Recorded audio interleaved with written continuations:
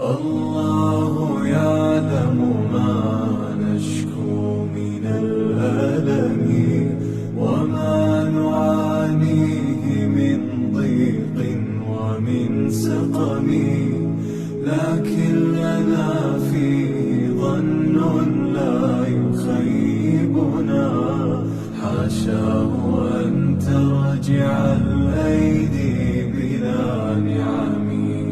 كم جاد من فضله قبل السؤال، وكم أعطى وأغنى بمحض الجود والكرم. الله